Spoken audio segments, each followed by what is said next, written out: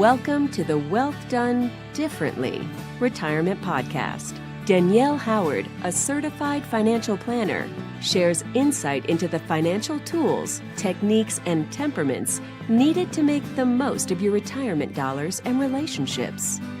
Danielle bridges the gap between Wall Street and Main Street, bringing complex financial topics down to earth.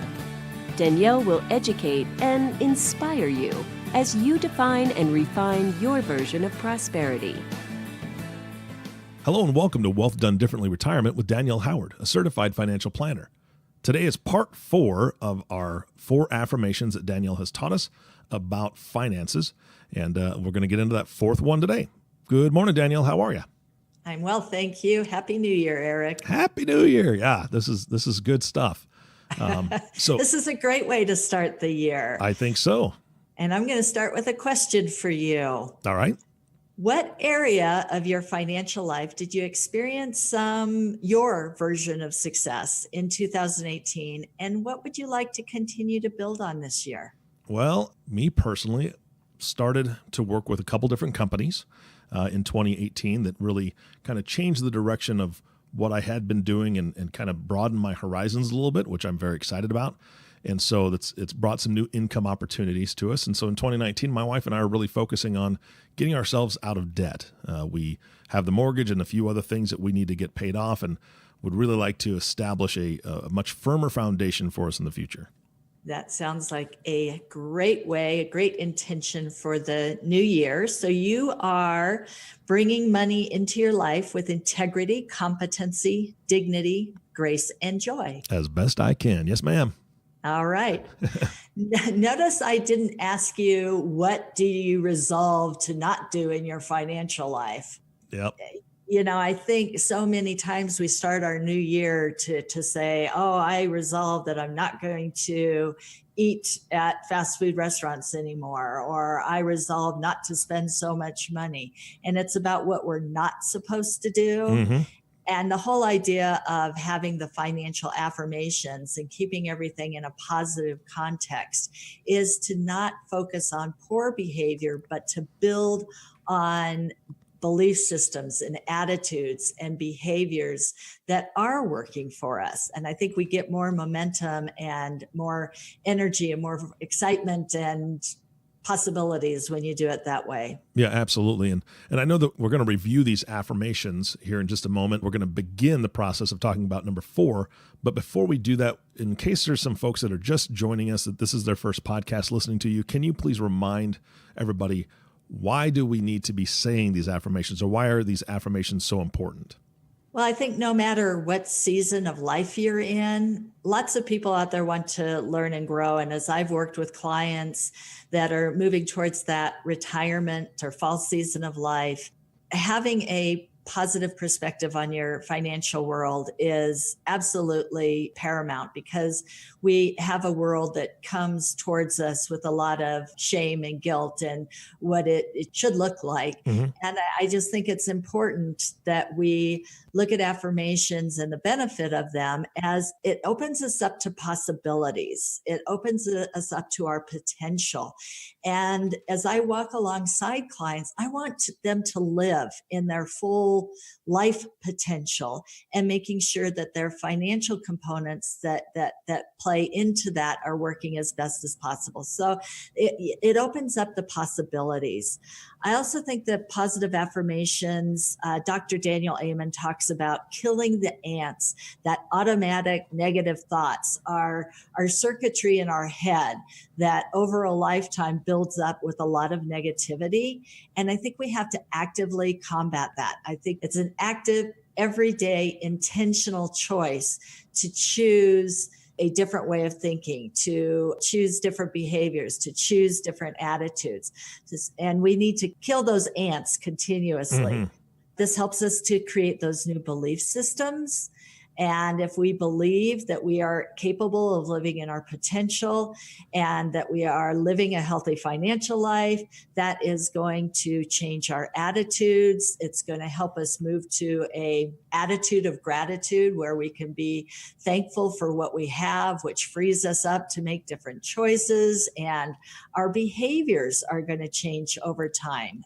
So it's contextual around making the different financial choices, whether it's in a variety of things. And today we're going to talk about spending choices, but it's also the feelings that go with it. So I think it's real important for us to keep positive affirmations, whether it's in our health, our relationships, our financial life, in front of us every day.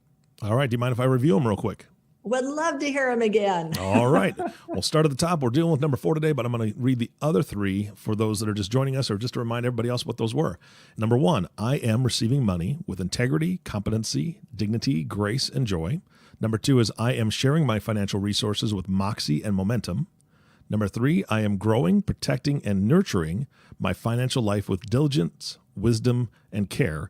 And if you did not hear that last podcast, it was fantastic. So please go back and listen to that one and the other 2 as well. But that's the one we just spoke about.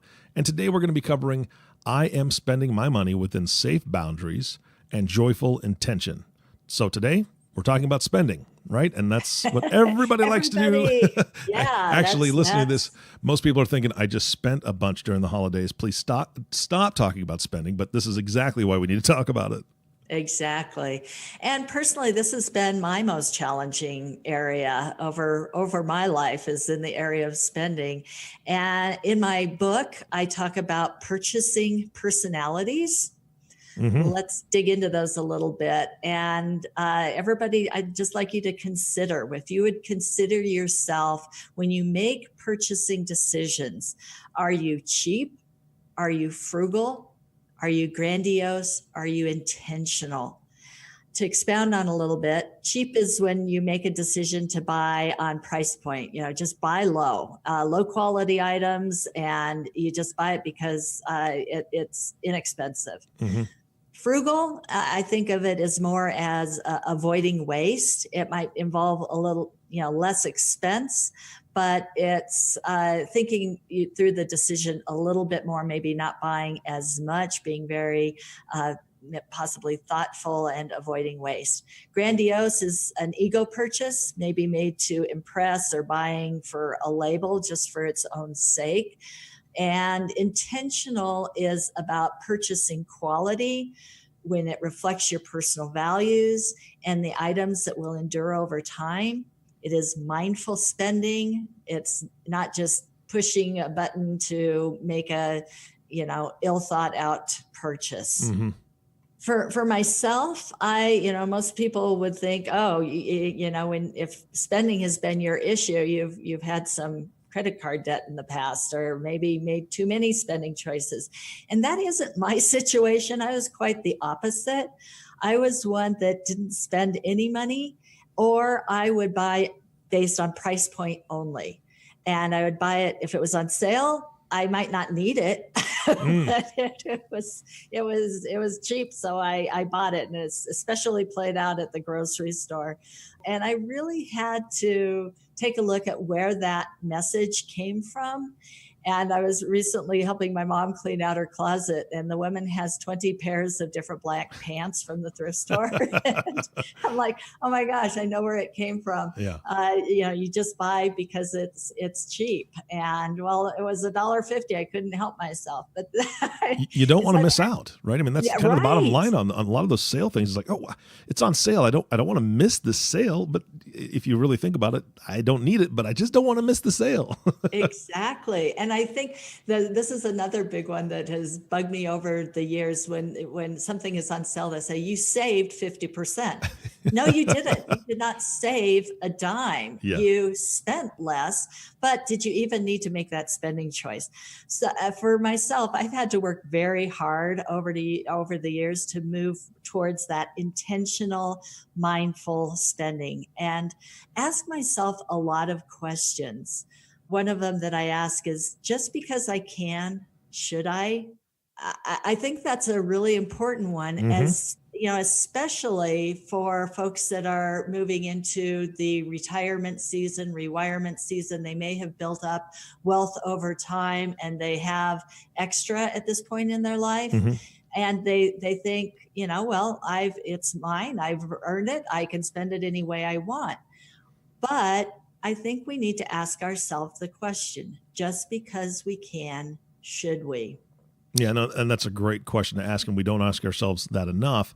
And so I guess that kind of leads to my question to you is, when you're talking about safe boundaries in this affirmation, I'm spending my money within safe boundaries.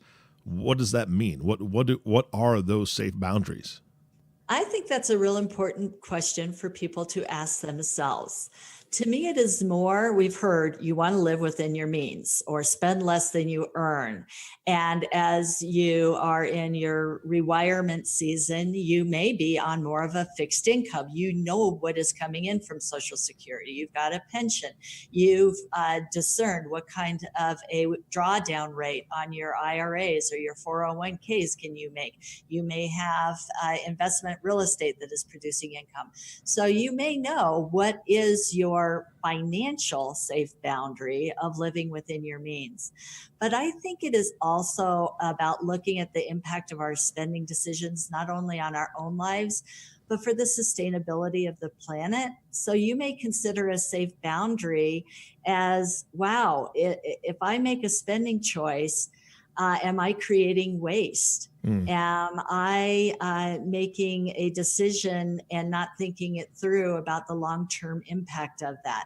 So for me personally, when I look at safe boundaries, it's not only about, what is the amount of money I have in my life that I have to make financial decisions on, but what is the impact of that spending choice, not only down the road, but how's that going to impact my children or my grandchildren, or, the amount of plastic in the ocean, or, our. No, it's a great point. I have struggled, and it just drives me bananas, honestly, to go. It's the third drawer down in my kitchen, next to my sink. That's where I have my Ziploc bags, right? That's where I've got those sandwich baggies or the gallon Ziplocs or whatever. And nothing against Ziploc, good company, blah, blah, blah. I personally know that I put something in there, and when it's done, I throw that bag away. I don't like that. I hate that, because I think, okay, I'm one person. How many of these do I go through? And the smaller, thinner bags are just impossible to wash, and I end up throwing them away. I hate that. So we've got a vacuum sealer thing, and I'm being more intentional about using that so that I don't have to throw that small amount of plastic away. But I know that all the plastic that I do throw away is just too much. So I get that. I mean, that makes sense for a boundary. Right. And I love innovation nowadays. There's new products out there that are recreating the plastic bags. They're made out of hemp, or they're made out of materials, cornstarch that they dissolve over time. Or, so I think people need to do their homework. We need to look at what's working, what's not working. But defining what your safe boundaries are, to me, is much more than just the quantitative element of knowing what financial aspects, but it's looking at those long-term impacts of your decisions. Danielle, using the example that I talked to you about my Ziploc bag problem, I know that one option is like that vacuum sealer thing, but those machines can be kind of expensive, right? It's great. It's wonderful. I love it. I love using it. I feel like I'm making a difference when I am able to reuse things over and over. It's kind of a bit of an expensive investment. So for the folks that are on fixed incomes, they may not be able to go out and make a purchase like that to make that change. What about them with safe boundaries and how they can change? I think with folks that may have more the constraints on their income, I look at safe boundaries as more about your attitudes and what are you focusing on with your mindset. And this is how we can shift over into capturing thoughts that are not serving us and maybe more of an attitude of gratitude. And I think this is one of the biggest struggles that people have around money, is because our world is coming at us and telling us what we should look like, what retirement You're supposed to be sailing off into the sunset with a cocktail in hand, dressed in white linen, and people are left feeling guilty and bummed out that their life doesn't look like that. Well, that is not necessarily a picture of financial or true wealth in somebody's life. You look at your attitude and you just look at what is really, really important to me and what is my perspective on what I have. If I can be grateful, and I've traveled to a lot of third world countries, and I have seen people who are incredibly generous and incredibly kind and incredibly happy, and they live on very little. Absolutely. And I feel that maybe sometimes our safe boundaries are just around our attitudes about what is true wealth in our life, and to shift more towards a daily decision to be grateful for what we have and live in a abundance mindset instead of that scarcity mindset of, well, I don't have what the neighbor next door has, or I don't have what the media is telling me my retirement should look like. And capturing that automatic negative thought and squashing it and saying, I so appreciate being able to go outside today and to make the decisions around the limited, the income that I do have, and I'm going to make wise decisions. Yeah, I couldn't agree more. I had a wonderful opportunity when I was in high school to go down to Argentina and Paraguay, Brazil. And while we were in Argentina, we were invited to host families' homes, and they would have dinner for us. And so two of us would go and spend time with them. And I remember getting to this house, and it was made of cinder block, and it had a tin roof on it, and went in, and the floor was just, it was interesting. I had never seen anything like it. It was super shiny and beautiful. And she had so much pride in her home, and they had very little. The young boy was there. He showed us his TV. They had a TV, so that was, that was kind of his pride. Yeah. It was his pride and joy, as a young man. I think it was probably around 12. And then we sat down, and they invited us to eat with them and break bread with them, and it was an amazing meal. And that floor, Danielle, was dirt. It was a dirt floor that she had swept and swept and swept to the point where it was shiny. And I didn't realize it until I was really looking closely. It wasn't tile. It wasn't anything. And I felt so ashamed of how I felt in high school in the United States. I grew up in Washington State. And just knowing that they were so happy and so willing to share what they had, as little as they had, they were willing to share it with us, and how selfish I felt for just, being concerned about what brand of jeans I was wearing at the time. And was that going to fit in with, would somebody make fun of me at school because I had, Sears brand or, whatever compared to Levi's or whatnot.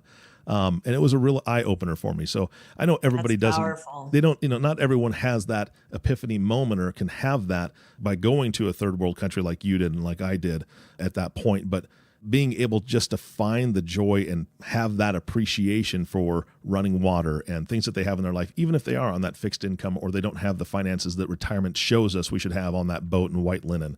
I think you're right. It's a completely different mindset, and it's very, very important, which kind of leads us to the next piece of this. We've talked about the safe boundaries.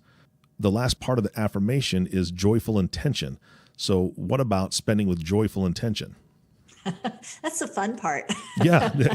If you've looked and defined your own personal safe boundaries, and I live in the mountains of Colorado, and we ski, and I look at safe boundaries. If you are skiing within the boundaries, you can really enjoy it. You know what your ski level is, you know what you feel safe with, and you can have an amazing day if you stay within the boundaries.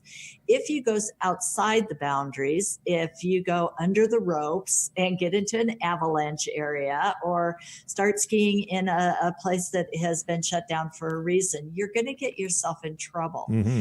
And so that joyful spending decisions, that joyful intention is based on the fact that within those safe boundaries, you're going to have a good time. You're going to really enjoy life. Mm-hmm. And, whether it is defining your safe boundaries about how much is enough for yourself and how you want to prepare your heirs and not be a burden on your heirs, your family down the road, all of those things, then your spending decisions, you can look and discern, is this a soul need or is this an ego desire? And have I weighed the impacts of this decision? And is it bringing joy to my life? Mm.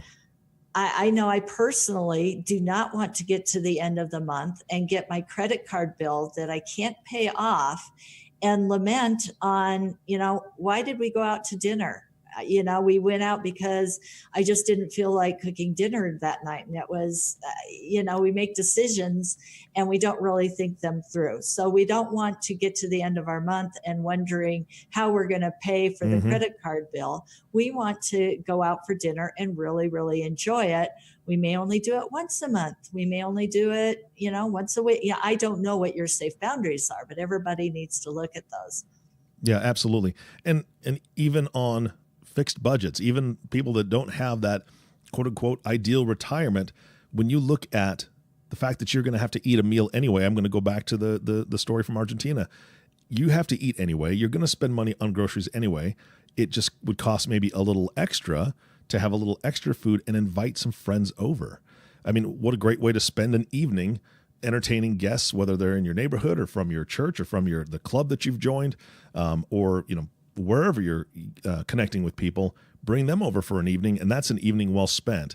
And, exactly. and that's joyful, right? I mean, you're having joy in that. So, and it doesn't cost much to do that. Well, and that's the idea with that is that you value relationships. So you want to make your spending decisions based on your core values. Mm-hmm. So that example that you just gave is, I value relationship. And if you value relationship and your money is a flow of your intention and a flow of your values, you could choose, I'm just going to invite my friends. We're going to go out to eat. And at the end of the month, I've got a credit card bill and go, well, it really wasn't that fun because I can't pay the credit card bill. Yeah. Or you can choose to build relationships by having a potluck and playing games at home. Absolutely. And enjoying the evening. And that's where that conscious financial decision, that intentional, mindful, thought out, whether it is buying groceries or getting online and making a decision about this item or, piece of clothing or whatever it is, to just think it through a little bit. When I talk about the difference between a soul need and an ego desire, people go, oh, wow, you're getting esoteric here. But I think we've all heard, is it a need or a want? Mm-hmm. And that's kind of back to that quantitative. Well, yeah. I just want it. I'm just going to get it now. I think that idea of a soul need, I've had clients that, one in particular that this gal was, she had somewhat of a limited income. And she had an opportunity to go to India and to spend some time at a monastery. And I looked at the spending plan and it was pretty tight to be able to do this. And we really talked it through as to what kind of choices she would need to make. If she wanted to do this, then that is going to change some of the other decisions that she needs to make over the next month. But it was a soul need. She goes, I need to do this to feed my soul. I need this to heal. Mm-hmm. She'd been through a divorce. And I, as a financial advisor, my job is not to, again, judge you and define what you should or should not be spending your money on. It is for me to help you uncover what are these soul needs, and then how are we going to help you have it happen? Mm-hmm. But if we're making our spending decisions based on, I need to get this type of car because the people in my neighborhood drive this, and it's more of an ego desire. Yeah. I think it leaves us feeling unfulfilled, and I'll challenge you on that. Again, it's not my, if you need to make that decision and have it play out, go right ahead. But I want to challenge people to think, is this a spending choice that is going to bring me joy, that is based on my values, my soul needs, or am I making this decision? Am I pushing this button on the computer to either create an experience or buy something that is just feeding my ego?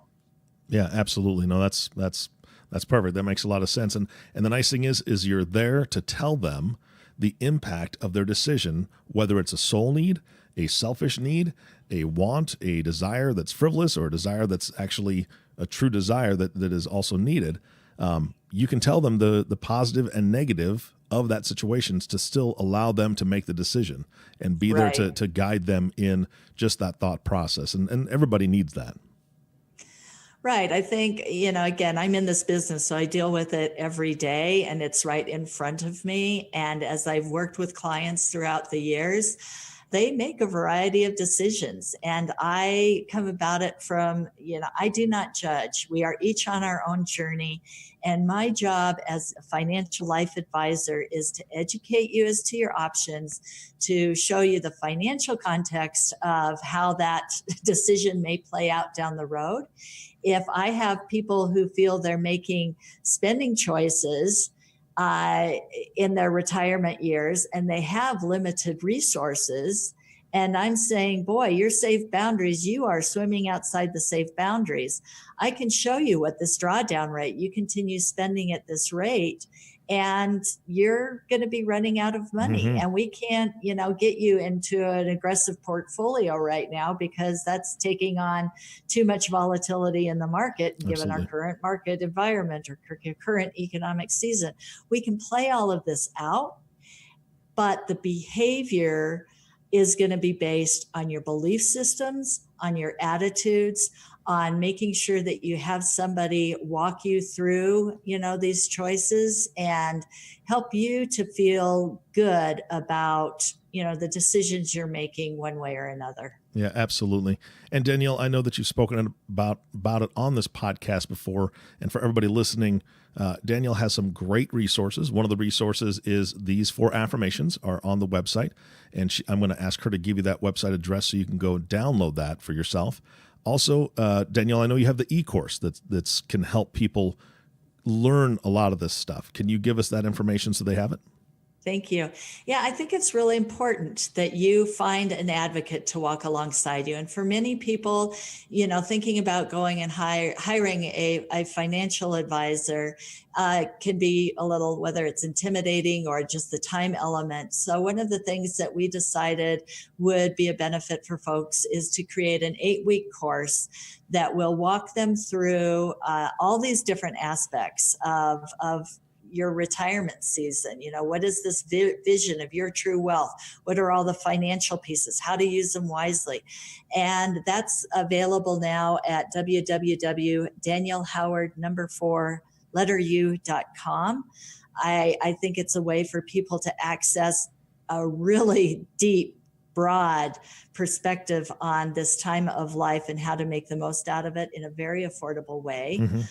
Our financial affirmations are available again at that Danielle Howard, 4u.com. We have it in a format that you can print out. It's 2 per page. So you can print out one for yourself, put it on your mirror in the morning, hand one to a spouse or a friend so you can help each other. Yeah, absolutely. How's this working for you? How are your belief systems? What behaviors? And let's start talking about this. If you feel that you are ready for a personal journey of financial health and more of an individualized approach, you can give us a call at 970-927-3909 or check out the Journey of Financial Health at www.wealthbydesign4u.com. So a variety of ways that we can walk alongside you in looking at how to create a healthy financial life in this fall retirement season of life. Awesome. And for those of you listening, if you have ever read anything about successful sports stars, they all say that they had a coach in their life that coaches them. They all have coaches that currently coach them to make them the best they are. Even the best of the best have to have somebody walking beside them.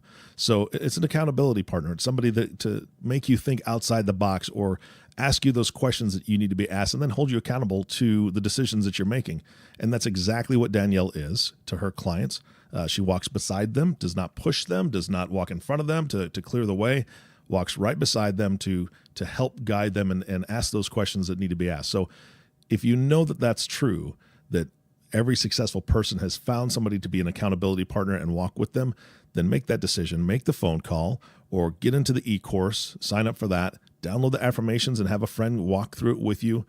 You'll be greatly benefited and you won't regret it one bit. So again, thank you, Danielle, for all your time today. Appreciate you, Eric. You betcha. And thank you all for listening to the Wealth Done Differently Retirement Podcast with Danielle Howard. If you have not subscribed to Danielle's podcast yet, please click the subscribe now button below. This way, when Danielle comes out with a new podcast, it'll show up directly on your listening device.